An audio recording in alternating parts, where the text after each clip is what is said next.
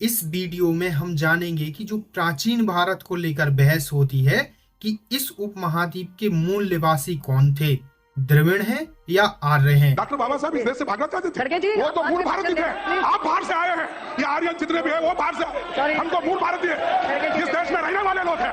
हम भागने वाले नहीं हैं। इस देश को बचाने वाले लोग हैं। इस देश को रक्षा करने वाले लोग हैं। हम 5000 Indian ethnic group has the most हमारे यहाँ पे ये भी चलती है आर्यन एंड द्रविडियन की।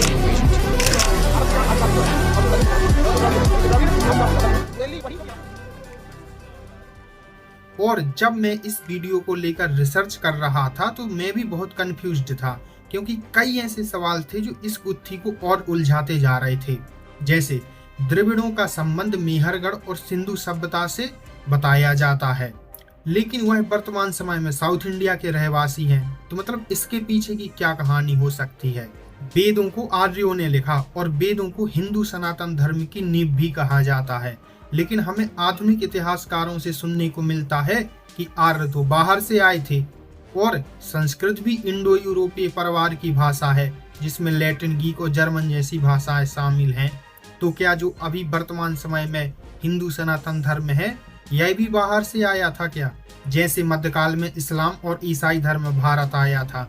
और अगर आर्य हिंदू धर्म को बाहर से लाए, तो फिर जो द्रविड़ लोग हैं वह हिंदू क्यों हैं? क्योंकि उन्हें तो भारत का मूल निवासी माना जाता है। दोस्तों, इस सिंगल वीडियो में द्रविड़, आर्य, तमिल द्रविड़ भाषाओं, संस्कृत इंडो यूरोपीय भाषाओं, वर्तमान बहसें, सबका द एंड हो जाएगा। आप इस वीडियो से एक कंक्लूजन लेकर निकलोगे इन सब बहसों का। हाँ, और कोई मनगढ़ंत कहानियां नहीं बताई जाएंगी, रिसर्च बेस्ड फैक्ट पर बात होगी। तो सबसे पहले जानते हैं द्रविड़ों के बारे में। द्रविड़ शब्द की उत्पत्ति संस्कृत शब्द द्रविड़ से हुई। तमिल का संस्कृत में द्रिमिला के नाम से उच्चारण किया गया, जो बाद में फोनेटिक चेंज के कारण द्रविड़ हो गया।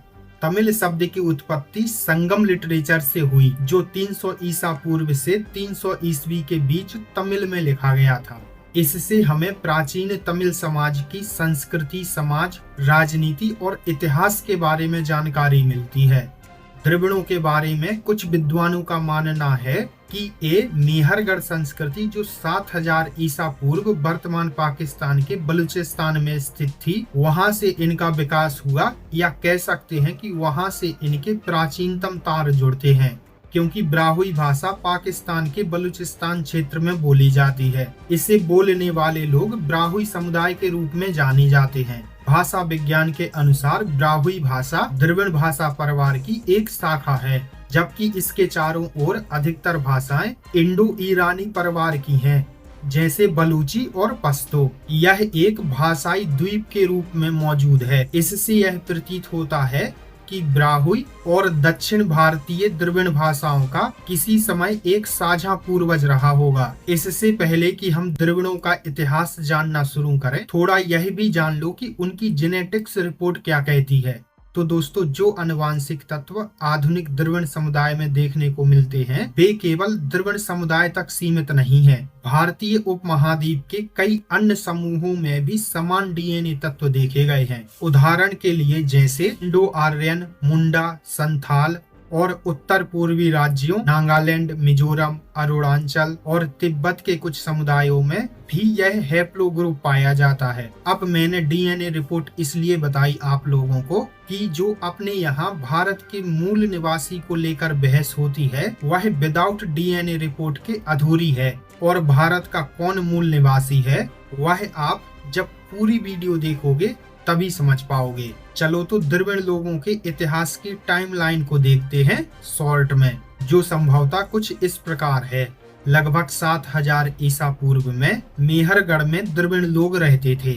इससे पहले शायद वह कबीलों के रूप में रह रहे होंगे। फिर 3300 ईसा पूर्व के लगभग सिंधु घाटी की तरफ इन सब ने प्रवास किया होगा, और इसी टाइम पीरियड में इंडस वैली सिविलाइजेशन का भी उदय हो रहा था, और इंडस वैली सिविलाइजेशन में रहे होंगे जब तक कि वह फली फूली। फिर जब लगभग 1900 ईसा पूर्व में क्लाइमेट चेंज की वजह से आईवीसी का पतन हो जाता है, तो वहां के रहवासियों ने अपने लिए कोई नया ठिकाना ढूंढा होगा।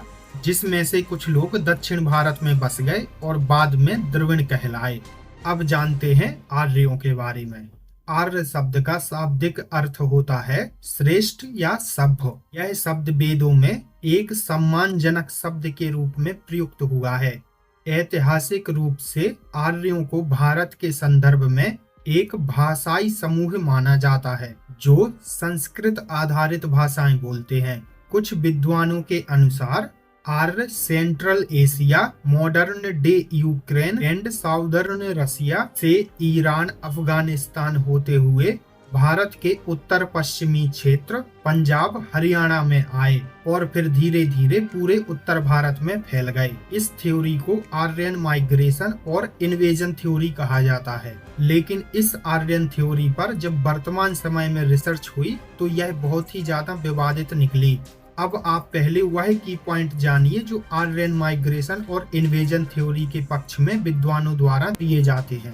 पहला, भाषाई समानताएं। इंडो यूरोपीय भाषा परिवार यह दुनिया का सबसे बड़ा भाषा परिवार है जिसमें संस्कृत, ग्रीक, लैटिन, फारसी, जर्मन, अंग्रेजी, हिंदी और रूसी जैसी भाषाएं शामिल हैं। चूंकि संस्कृत भी इंडो यूरोपीय भाषा परिवार से है तो संस्कृत और इन भाषाओं में स्पष्ट समानता पाई जाती है। अब इसी को लेकर विद्वान कहते हैं कि अगर आर्य बाहर से नहीं आए तो यह समानता कैसे बनी, लेकिन यह विवादित है। क्यों विवादित है हम आगे जानेंगे। दूसरा, डीएनए और genetic studies.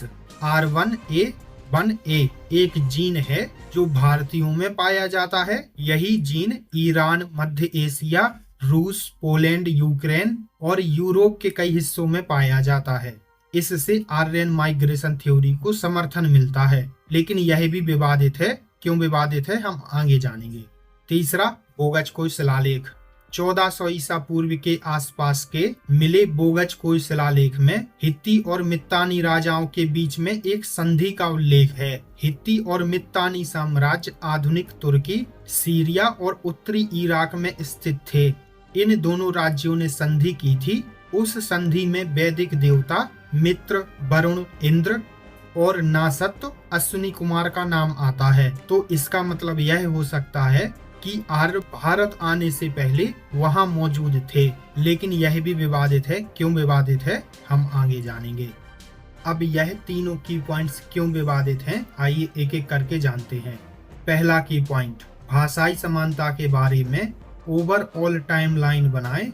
Aryan migration theory के अनुसार तो वो कुछ ऐसी होगी कि आर्य सेंट्रल एशिया से चले और जहां जहां से होते हुए आए या जहां जहां गए वहां इंडो यूरोपीय परिवार की भाषाएं बोली जाती हैं। आर्य भारत में आए और यहाँ उन्होंने संस्कृत में वेदों वगैरह को लिखा। लेकिन इसमें एक दिक्कत है और वह दिक्कत यह है कि आर्य भारत में जैसे सेंट्रल एशिया से आए तो जो वहाँ की भाषाएं हैं वह संस्कृत से पुरानी होनी चाहिए थी या फिर वहाँ भी संस्कृत भाषी लोग होने चाहिए थे। लेकिन हमें ऐसा कुछ भी नहीं देखने को मिलता। जब हम इन सब तथ्यों को एविडेंस बेस्ड प्रोसेस से गुजारते हैं तो हमें कुछ यह देखने को मिलता है, जैसे संस्कृत की विभक्ति प्रणाली अधिक विकसित क्यों है।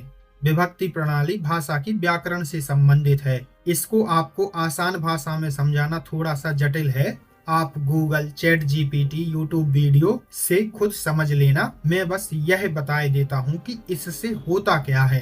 तो दोस्तों, जिस भाषा की विभक्ति प्रणाली मोटा मोटा जितनी जटिल होगी वह भाषा उतनी ही पुरानी मानी जाएगी और विभक्ति प्रणाली जितनी सरल होगी वह भाषा उतनी ही नई मानी जाएगी। तो इस हिसाब से हम संस्कृत को देखें तो यह होना चाहिए था, जैसे अगर संस्कृत बाद में आई अन्य इंडो यूरोपीय भाषाओं की तुलना में तो इसकी विभक्ति प्रणाली सरल होनी चाहिए थी, लेकिन यह तो उल्टा अधिक जटिल और पूर्ण विकसित दिखती है। लैटिन, ग्रीक और जर्मन जैसी भाषाओं में विभक्तियां कम हो गईं, जिससे यह संकेत मिलता है कि संस्कृत मूल भाषा हो सकती है और अन्य भाषाएं इससे विकसित होकर सरल होती गईं। ऋग्वेद यूरोपीय ग्रंथों से पुराना है। ऋग्वेद को 1500 ईसा पूर्व के लगभग लिखा गया था और यह सबसे पुराना ज्ञात इंडो यूरोपीय भाषा का ग्रंथ है। इसके मुकाबले यूरोपीय ग्रंथ जैसे होमर की इलियड 700 ईसा पूर्व में लिखी गई। यह प्राचीन ग्रीक साहित्य का महाकाव्य है और होमर इसके रचयिता थे। तो यह ग्रंथ ऋग्वेद से सीधे सीधे 800 साल बाद लिखा गया। वहीं वेदों को भले ही 1500 ईसा पूर्व के आसपास संकलित किया गया हो, लेकिन वेद इससे भी पुरानी हैं, क्योंकि पहले मौखिक परंपरा थी। मतलब वेदों को पहले लिखा नहीं गया था, बल्कि गुरु अपने शिष्यों को बोलकर और सुनाकर सिखाते थे। वर्ड ऑफ माउथ से वेदों का ज्ञान पीढ़ी दर पीढ़ी आगे बढ़ता गया, जब तक कि वेदों को संकलित नहीं किया गया था। तो मतलब यह तो नहीं ही हो सकता है ना कि जो विद्वान कहते हैं कि आर्य बाहर से आए, लेकिन वह जहाँ से आए वहाँ वह कुछ नहीं लिख पाए। यह तो सरासर झूठ और अतार्किक लगता है, क्योंकि जितना रिच अपना वैदिक साहित्य है, उस चेतना तक पहुँचने के लिए सदियों की जरूरत पड़ती है। इससे हमें संकेत मिलता है कि जहाँ जहाँ इंडो यूरोपीय परिवार की भाषाएं बोली जाती हैं, उनका संबंध भारतीय उपमहाद्वीप से हो सकता है। चूंकि संस्कृत का पूर्ण विकसित रूप हमें ऋग्वेद में ही मिल जाता है, जिसका व्याकरण अत्यधिक कॉम्प्लेक्स और रिफाइंड है। इससे यह तो सिद्ध होता है कि संस्कृत पूर्ण रूप से भारत में ही विकसित हुई और अन्य भाषाएं या तो इससे विकसित हुई या इसने उन पर प्रभाव डाला, जैसे आज के समय में इंग्लिश अन्य सभी भाषाओं पर प्रभाव डाल रही है। उदाहरण के लिए हिंदी का इंग्लिश वर्जन इंग्लिश की ही देन है। और यदि संस्कृत बाहर से आई होती तो वह भारत में इतनी व्यापक कैसे हो गई, क्योंकि संस्कृत सिर्फ एक कुलीन वर्ग की भाषा नहीं थी, बल्कि यह पूरे भारत में फैली और विभिन्न शास्त्र, साहित्य, धर्म और विज्ञान में मुख्य भाषा रही। कोई बाहरी भाषा आमतौर पर स्थानीय भाषाओं को पूरी तरह विस्थापित नहीं कर सकती, लेकिन संस्कृत ने भारतीय उपमहाद्वीप में हर क्षेत्र को प्रभावित किया। आज भी भारत में 80% से अधिक भाषाओं में संस्कृत के शब्द मौजूद हैं। तो संकेत यही मिलता है इन सब को देखकर कि संस्कृत बाद में नहीं बल्कि पहले से यहाँ मौजूद थी और अन्य भाषाएं इससे विकसित हुई, द्रविड़ भाषा परिवार को छोड़कर। अब आपके मन में एक सवाल आ रहा होगा कि आखिर संस्कृत कैसे विकसित हुई, तो इसके बारे में आगे चर्चा करेंगे जब द्रविड़ भाषा परिवार के बारे में जानेंगे तब। दूसरा की पॉइंट, तो दोस्तों जो वर्तमान समय में डीएनए और जेनेटिक स्टडीज हुई हैं, उनमें जो निकला वह कुछ इस प्रकार है। R1A1A जीन जो भारतीयों में पाया जाता है और ईरान, मध्य एशिया, रूस, पोलैंड, यूक्रेन और यूरोप में पाया जाता है, उसमें अंतर यह है कि जो जीन भारत में पाया जाता है उसमें जेनेटिक डाइवर्सिटी बहुत ज्यादा है, यानी यह जीन भारत में बहुत पहले से विकसित होता आ रहा है। जब कोई जीन किसी जगह पर बहुत पहले से मौजूद होता है तो समय के साथ उसमें म्यूटेशन होते रहते हैं, मतलब छोटे छोटे बदलाव होते रहते हैं उस जीन में, और यह एक प्राकृतिक क्रिया है। इसलिए जहां पर जेनेटिक डाइवर्सिटी ज्यादा होती है तो यह माना जाता है कि यह जीन यहाँ पर सबसे पहले आया था, और जहां पर जीन सबसे बाद में पहुंचा वहां पर उसके कुछ ही रूप होते हैं, क्योंकि वहां पर उसे समय नहीं मिला म्यूटेशन का मतलब बदलने का। इसलिए वैज्ञानिक मानते हैं कि high genetic diversity is equal to place of origin. अब इससे इस बात को बल मिलता है कि आर्य भारत से बाहर गए, ना कि बाहर से भारत में आए, और इंडो यूरोपीय भाषाएं भी भारत से निकली या भारतीयों द्वारा वहां पहुंची। अब जो आर्यन इन्वेजन थ्योरी है वह भी डीएनए के जरिए खारिज हो गई, क्योंकि जेनेटिक रिसर्च दर्शाती है कि भारत के लोग कम से कम 12,000 वर्षों से स्थिर हैं। यदि कोई आर्यन आक्रमण या मास लेवल माइग्रेशन हुआ होता तो भारतीय डीएनए में स्पष्ट परिवर्तन दिखना चाहिए था, जो नहीं दिखता। हरियाणा के राखीगढ़ी स्थल से मिले डीएनए की स्टडीज 2019 में हुई थी, जिसमें किसी भी विदेशी नस्ल का प्रमाण नहीं मिलता। तो यह सिद्ध करता है कि हड़प्पा के लोगों में और आज के भारतीयों में आनुवांशिक निरंतरता है। हाँ, कुछ जेनेटिक मिक्सिंग जरूर हुई है और वह होना स्वाभाविक ही है, क्योंकि लोग विकसित सभ्यता की तरफ पलायन करते ही हैं। अब तीसरा की पॉइंट जानते हैं कि क्यों विवादित है। तो दोस्तों, बोगच शिलालेख के बारे में कुछ तर्क रखूंगा आपके सामने और आप खुद डिसाइड करना कि कौन सही है कौन गलत है। आपको तालिका दिख रही होगी, इसको थोड़ा डिकोड करते हैं कि जैसे बोगच शिलालेख 1400 ईसा पूर्व में मिला, तो आर्यन माइग्रेशन थ्योरी मतलब AMT के अनुसार यह हो सकता है कि आर्य पहले पश्चिम में थे और बाद में भारत आए। और आउट ऑफ इंडिया थ्योरी मतलब OIT के अनुसार यह हो सकता है कि भारत से पश्चिम की ओर वैदिक संस्कृति फैली। और अब देखो, हित्ती और मित्तानी राजाओं के संस्कृत में नाम मिले हैं मतलब इस शिलालेख में, तो इसका मतलब यह हो सकता है कि भारत में आने से पहले संस्कृत विकसित हो गई थी। और दूसरा मतलब यह हो सकता है कि संस्कृत पहले भारत में थी और वहां से बाहर गई। अब तीसरा है इसमें कि संधि में वैदिक देवताओं का उल्लेख है। तो अब इसका मतलब अगर आर्यन माइग्रेशन थ्योरी के हिसाब से निकालें तो यही हो सकता है कि वैदिक देवता की पूजा भारत में आने से पहले हो रही थी वहां पर। और अगर अपनी आउट ऑफ इंडिया थ्योरी के हिसाब से लगाएं तो इसका मतलब यह हो सकता है कि वैदिक देवताओं की पूजा भारत से बाहर फैली।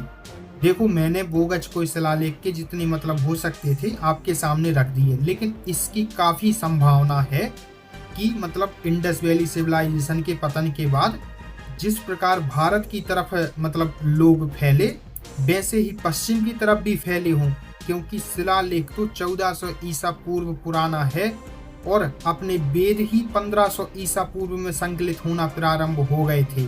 मतलब IBC का पतन भी और मतलब 1900 से 2000 ईसा पूर्व के लगभग हुआ है। तो इसकी काफी संभावना है कि लोग पश्चिम की तरफ फैले हों। अब हमने आर्यन माइग्रेशन और इन्वेजन थ्योरी के पक्ष देख लिए और आउट ऑफ इंडिया थ्योरी के भी पक्ष देख लिए। अब इन दोनों के पक्ष जानकर अगर निष्कर्ष निकालें तो वह कुछ इस प्रकार होगा कि आर्य कहीं बाहर से नहीं आए थे, बल्कि भारतीय उपमहाद्वीप की जो सभ्यता थी, जैसे मेहरगढ़ और सिंधु सभ्यता के लोग थे।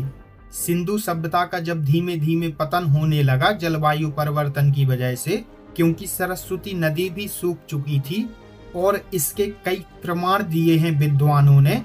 और विद्वानों ने यहाँ तक कहा है कि सिंधु सभ्यता का नाम बदलकर सिंधु सरस्वती सभ्यता कर देना चाहिए, क्योंकि यह सभ्यता सिंधु नदी और सरस्वती नदी के किनारे विकसित हुई थी।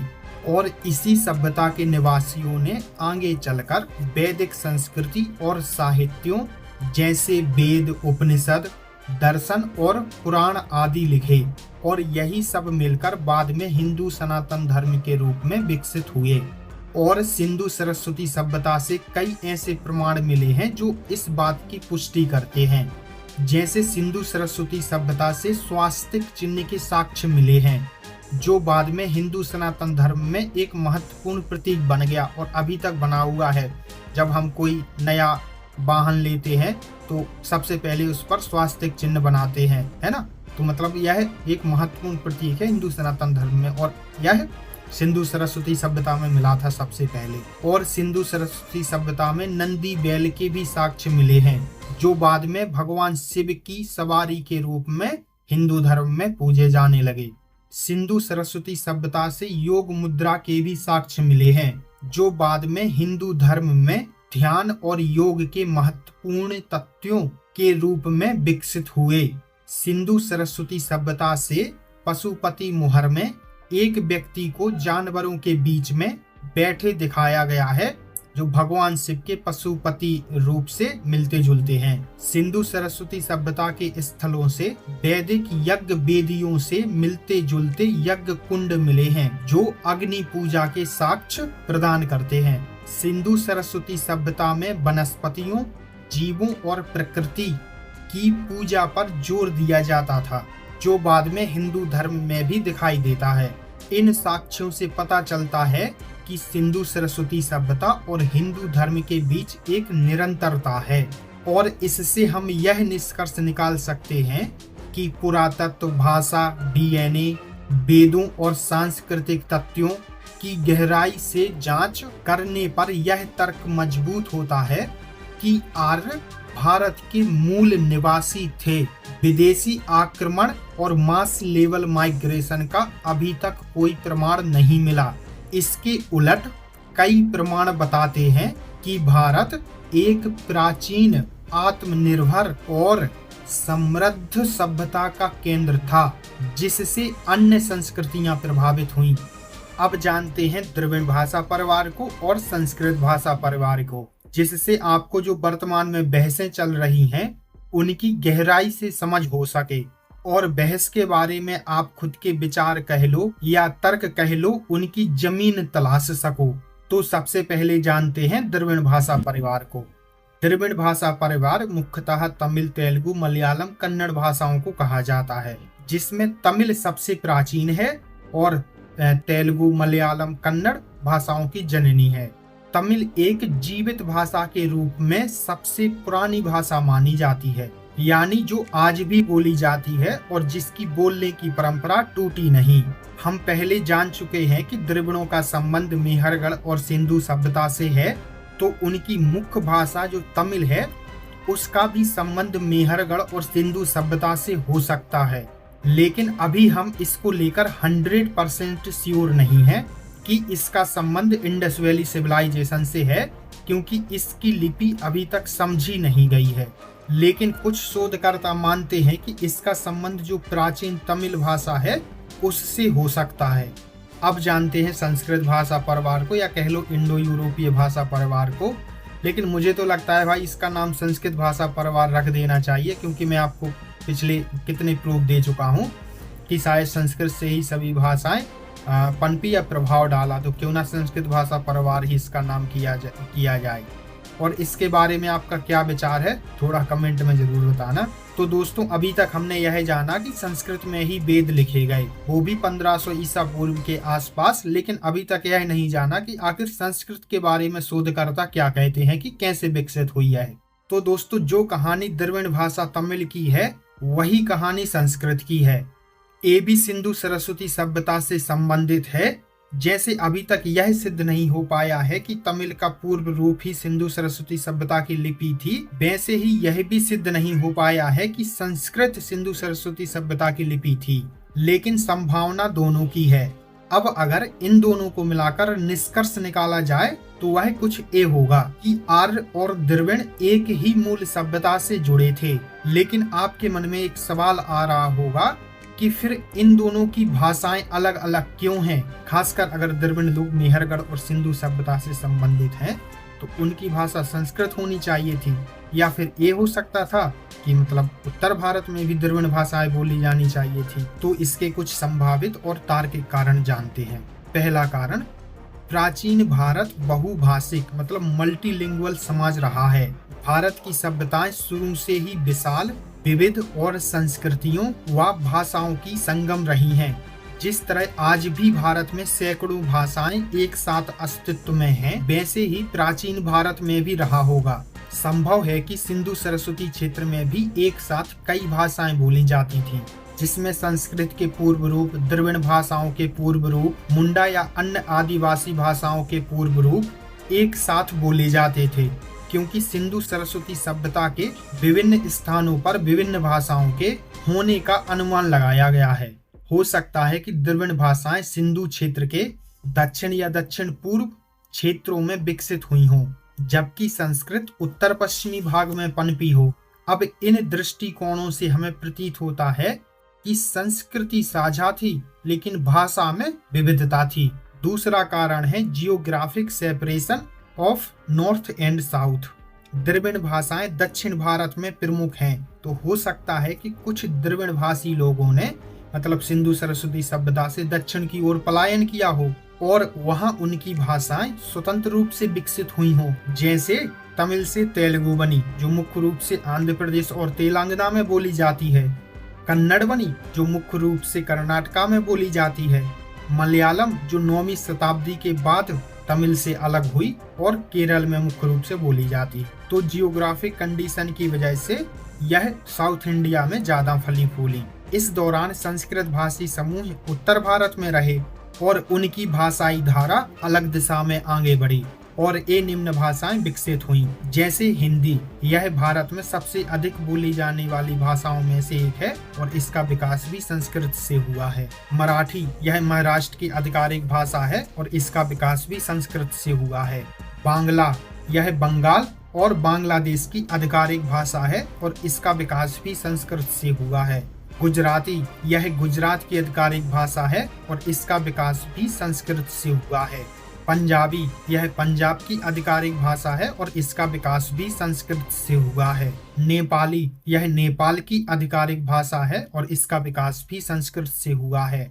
इसके अलावा संस्कृत से कई अन्य भाषाओं का भी विकास हुआ, जैसे कि सिंधी, उड़िया, असमिया आदि। यानी इससे यह स्पष्ट हो जाता है कि दोनों भाषा परिवारों ने अपनी अपनी दिशा में स्वतंत्र विकास किया, लेकिन हमें संपर्क और मिश्रण के भी प्रमाण मिलते हैं द्रविड़ भाषा परिवार और संस्कृत भाषा परिवार में। बहुत से शब्द एक जैसे या मिलते जुलते पाए जाते हैं दोनों भाषा परिवार में।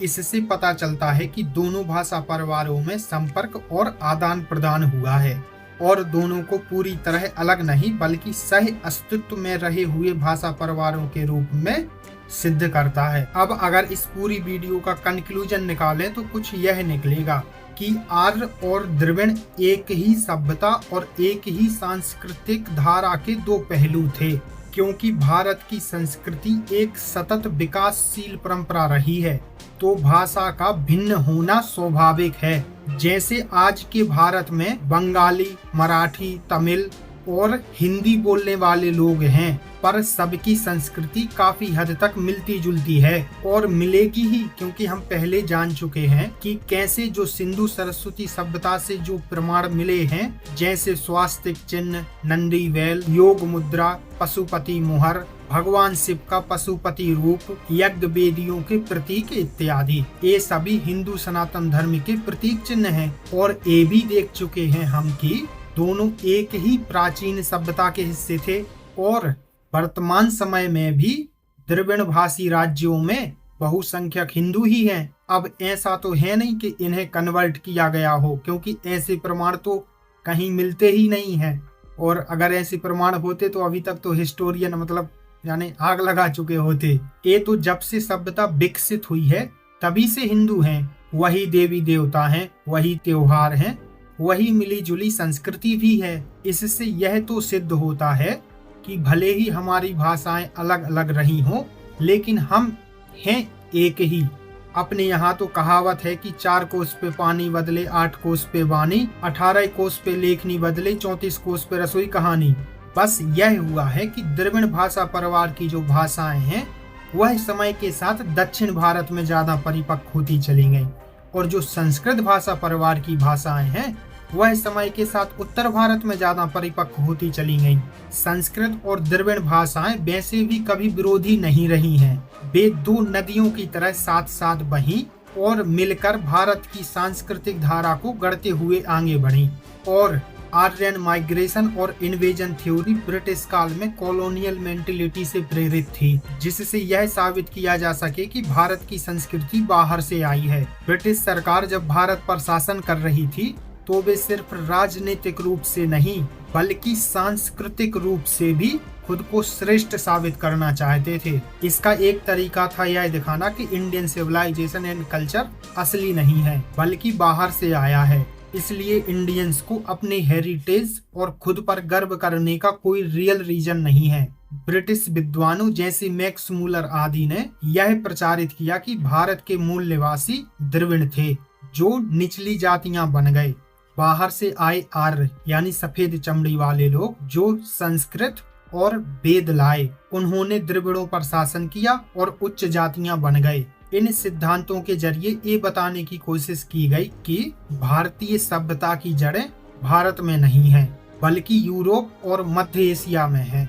इससे ब्रिटिशर्स ने भारतीयों को उनकी ही संस्कृति से अलग और छोटा महसूस कराया और जब आप अपनी जड़ों से कटा हुआ महसूस करते हैं तो गुलामी आसानी से स्वीकार कर लेते हैं। तो दोस्तों, इतने बड़े प्रोपेगेंडा और जो इतने सालों से माइंड वॉशिंग हुई है हम सब की, उसको समझाने के लिए इस वीडियो में द्रविड़, आर्य, तमिल और द्रविड़ भाषा परिवार, संस्कृत और इंडो यूरोपीय भाषा परिवारों जैसे टॉपिक्स को एक सिंगल वीडियो में बताना पड़ा, जिससे आप एक होलिस्टिक अप्रोच के तहत सच्चाई समझ सकें। अभी देश में जो चल रहा है आपको पता ही होगा, उसको लेकर मैं बस यह कहना चाहता हूँ कि आप इतिहास उठाकर देख लो।